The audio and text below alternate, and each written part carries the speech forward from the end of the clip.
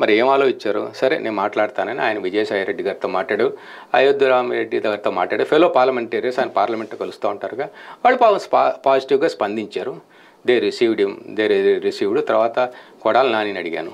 ఆయన కూడా జగన్ చాలా మంచి ఆయన అండి, మా ఇంట్లో భోజనం చేస్తాను, ఆయన సొంత మనిషిలా చూస్తాడు, చాలా గౌరవంగా మాడతారు అని నాకు మంచి పాజిటివ్ ఫీడ్బ్యాక్ వచ్చింది. తర్వాత విడుదల రజనీని కలిసా, ఆమె ఇదే చెప్పింది నాకు, ఎవరు నెగిటివ్ చెప్పలా, ఒక మర్రి రాజశేఖర్ తప్ప మిగతా అందరు పాజిటివ్ చెప్పారు. So then I decided to go ahead. ఏ అవకాశం ఇచ్చినా చేస్తాను, నా పార్టీలో మీకు I can work other for 15-20 years, అవకాశం ఇవ్వండి అని చెప్పాను.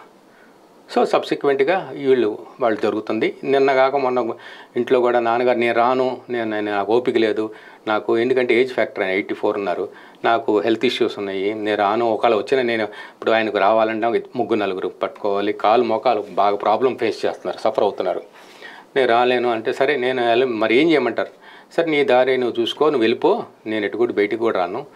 మా చిన్నాన్న దగ్గరికి వెళ్ళాను, ఏమంటే ఏం చేద్దాం, నేను ఇట్లా ఉంది పరిస్థితి అంటే, వెరీ గుడ్ మీరు వెళ్ళు, నేను రాను, నాకు కూడా ఆయనకు కూడా కొద్దిగా హెల్త్ ఇష్యూస్ ఉన్నాయి, ఎప్పుడన్నా బయటికి వెళ్తారు ఫంక్షన్లు కానీ, అదర్వైజ్ను. మా తమ్ముడు కూడా అడిగా ఏంద్రా నీ సంగతి అన్నాను, అనగానే